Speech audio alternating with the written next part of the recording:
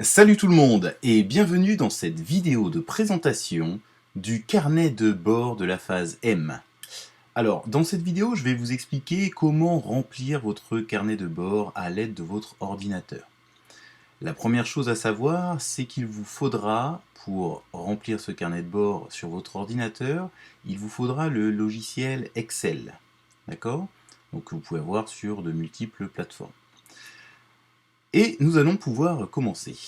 Alors, la première chose que nous voyons en dessous du carnet de bord de la phase M, ce sont les noms et prénoms.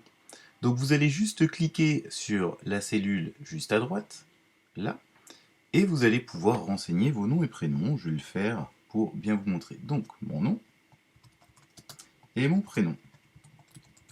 Voilà, je ne crois pas avoir fait de faute. Hein? Ensuite, on descend et vous allez avoir la période, parce que vous savez que le carnet de bord, il est possible que vous le fassiez sur plusieurs semaines. Donc vous allez tout simplement cliquer, et lorsque vous cliquez sur cette cellule, vous avez ici des petites flèches qui apparaissent. Donc vous cliquez sur les petites flèches et vous sélectionnez le début de la semaine, car le carnet commence à partir du lundi. Donc ici, le lundi, ce serait le lundi 3 juin 2013. Et vous voyez que automatiquement, de l'autre côté, il vous met la fin de la période, la fin de la semaine. Donc vous avez votre période qui est remplie directement. Ok? Ensuite, vous avez le nombre des repas. Vous voyez que tout indique ici que nous sommes à 0. Ne vous inquiétez pas, c'est normal, et sachez que vous n'avez rien à remplir ici. Cette ligne-là, vous n'y touchez pas. En plus, vous voyez, voilà, vous n'y touchez pas. Celle-là, on n'y touche pas. On descend un petit peu plus bas, vous avez les heures des repas. Et là, ça devient intéressant. Parce que c'est là que vous allez devoir véritablement renseigner à chaque fois que vous aurez une prise alimentaire. Vous voyez ici, première prise, deuxième prise, troisième prise. Alors sachez que on a appelé ça prise alimentaire pour ne pas dire repas, mais sachez que chaque fois que vous mettrez quelque chose à votre bouche, autre que de l'eau ou du thé sans sucre par exemple, ce sera considéré comme un repas, même si vous mangez un petit carambar, d'accord? Donc vous cliquez la première prise, par exemple, ça va être moi mon petit déjeuner, par exemple là à 7 heures. Voilà. Et vous voyez que lorsque j'ai cliqué ici, que j'ai mis 7 heures, il y a ici mon nombre de repas du lundi qui est passé de 0 à 1. Voilà, et donc vous faites ça sur tous vos jours, à chaque fois. Alors par exemple, là ça va être ma deuxième prise, par exemple, si je prends un snack à 10 heures, voilà, j'aurai ici à 10 heures. J'aurai ensuite ma troisième prise, par exemple, à midi et demi. Voilà, et à chaque fois, vous voyez, il y a la petite flèche sur le côté. Ensuite, le goûter, par exemple, pour terminer avec le dîner à peu près ici. Voilà, et là, vous voyez que j'ai renseigné 5 prises alimentaires de ma journée, et mon nombre de repas du lundi est passé à 5. Ok? Et donc il faudra faire ça pour chaque jour de la semaine. D'accord? Dès qu'un jour passera, vous devez à chaque fois noter à quelle heure vous avez pris votre repas. Alors sachez que par exemple, si vous prenez on va dire le mardi, vous prenez votre petit déjeuner, je sais pas, à 10 heures, vous êtes couché, vous êtes levé très tard, et vous ne prenez pas de repas le midi. Vous ne sautez rien. D'accord? Vous ne sautez rien. Vous continuez le prochain, peut-être qu'il est à 17 heures. Voilà, vous mettez à 17 heures. Il ne doit pas y avoir de trou entre une ligne et une autre. D'accord? À chaque fois, vous mettez directement tout ce qui s'est passé les uns à la suite des autres. Voilà, ok? Et vous voyez par exemple là pour le mardi, le nombre de repas est passé à 3.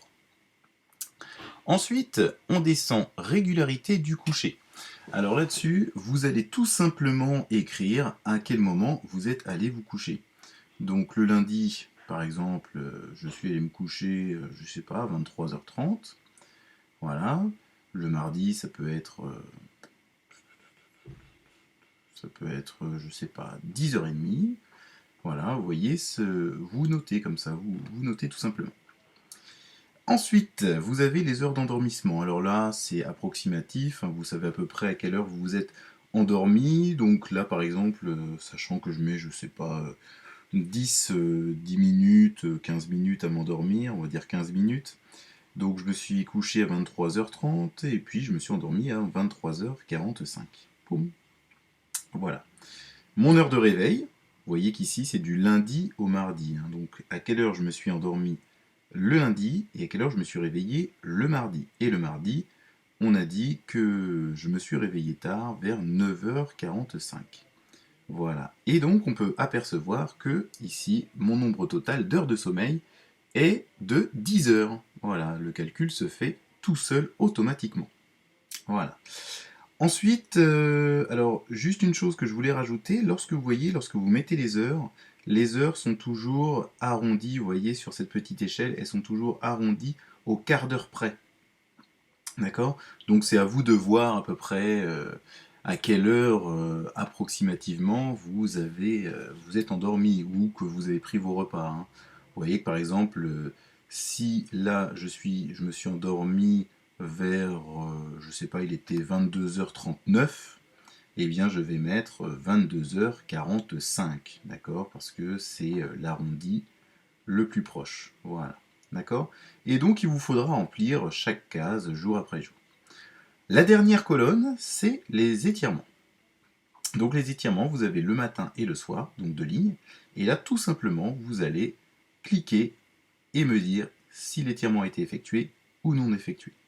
Voilà, vu que je suis un bon élève, j'ai effectué ici, j'ai effectué là. Malheureusement, le mardi, je me suis réveillé tard, j'étais totalement en retard, donc je n'ai pas fait mes étirements et c'est pas bien. Voilà. Et le mardi soir, par contre, je me suis rattrapé, je les ai faits. Voilà. Et ainsi, vous pourrez donc remplir votre tableau. Une fois que ce tableau est rempli, vous l'enregistrez. D'accord, vous enregistrez sous, et vous m'envoyez le document sur mon adresse email pour que je vous dise exactement combien de points vous avez obtenu. Donc je vous rappelle le barème, entre 0 et 10 points, on passe tout de suite à la phase suivante. Entre 10 et 20 points, il faudra réaliser une deuxième semaine de phase M. Entre 20 et 30 points, eh ben, il faudra continuer à travailler jusqu'à arriver sous les 20 points. Et si vous faites plus de 30 points, là par contre, il faudra me le dire et qu'on essaye de voir, car je pense qu'il y aura de gros changements à faire. Et sachez donc que si vous arrivez en dessous des 10 points, c'est que vous êtes arrivé à avoir une très bonne hygiène de vie. Voilà, j'espère que vous avez tout compris. Si vous avez des questions, n'hésitez pas.